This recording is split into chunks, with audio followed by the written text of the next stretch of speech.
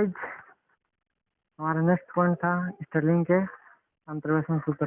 अब स्टर्लिंग अंतर्वेशन सूत्र होता क्या है, सबसे पहले तो आपको ये बता दिया जाता है। सबसे पहले इसके लिए हमें गॉस का अगर और गॉस के लिए पश्य सूत्र दोनों याद रखने होंगे, यदि हमें स्टर्लिंग सूत्र की सहायता से हमें कोई अंतर या परिमित अंतर सारणी का मान पूछा गया हो। तो अब गॉस के लिए अगर और गॉस के लिए पश्य जिसका जो फॉर्मूला था उन पर हमने अभी एक एक एग्जाम्पल किए हैं और उनका फॉर्मूला बहुत आसान है, क्योंकि अगर के लिए एक संख्या पहले आगे बढ़ेगी और पश्य के लिए एक संख्या पहले पीछे घटेगी।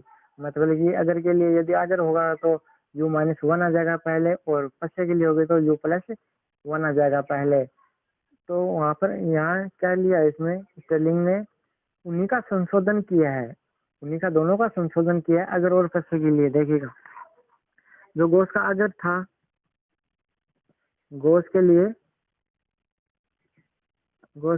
अगर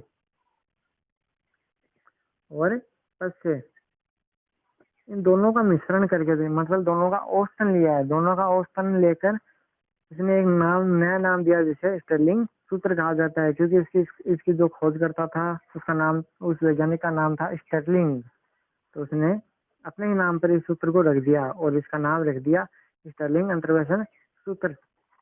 अगर और पश्य को दोनों को जोड़ा और इनको औसतन लिया जोड़कर, तो हमारे पास जो फॉर्मूला बना वो बना y0 + u, दोनों का औसतन लिया है तो डेल। याद रखिए, औसतन हम उसी संख्या का लेंगे जब दोनों की पावर सेम हो। जैसे इसकी 1 है, 1, इसकी 2 है, यहाँ इसकी 2 है और इसकी दोनों की 3 है, इसकी 4 है।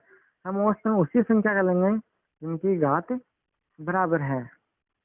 इस प्रकार से हमारे पास यह फॉर्मूला बना जिसे स्टर्लिंग अंतर्वेशन सूत्र कहा जाता है। जैसे u² del square -1/2 factorial 2 plus u into u² -1² factorial 3। ये 2 कैसे है देखिएगा। यदि आपको ये 2 समझ में नहीं आया होगा तो किसी भी दो संख्या का हम औसत पर लेंगे, जितनी संख्या को जोड़ेंगे उतनी संख्या का हम भाग लगाएंगे। क्योंकि हमने यहाँ 2 संख्या को जोड़ा तो 2 का भाग लगा दिया, यहाँ पर भी हमने 2 संख्या को जोड़ा तो यहाँ पर भी 2 का भाग लगा दिया। इस प्रकार से हमारे पास स्टर्लिंग का अंतर्वेशन सूत्र बनता है। ओके गाइज, अब आगे जो अगर फिर किस प्रकार से होता है इसका, इसकी एक सरल विधि है, वो विधि आपको बता दी जाती है। इसे याद करने का बहुत ही आसान तरीका है,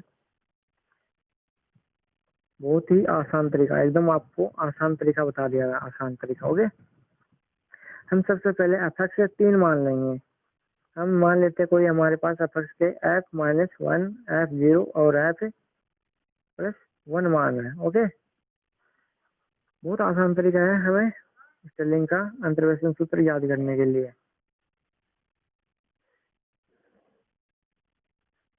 यदि आपको गॉस का अगर और पश्य सूत्र याद नहीं है तो आपको इस सारणी को याद रखना होगा। तो हम प्रथम आगे की ओर बढ़ते हैं। तो प्रथम आगे की ओर बढ़ने के लिए हमारे पास इनका और इनका मान याद करना होगा। इसको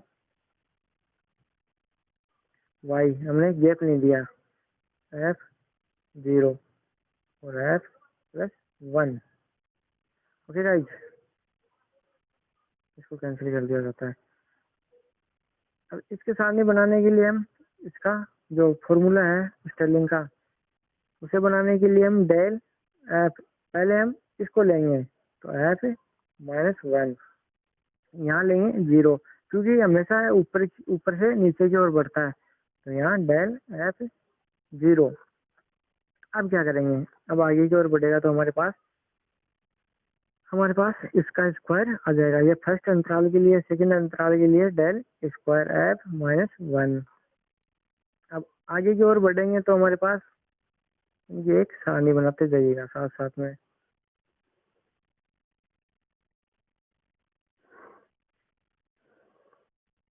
यदि हम सारणी नहीं बनाएंगे तो हमारे पास मान नहीं आएंगे।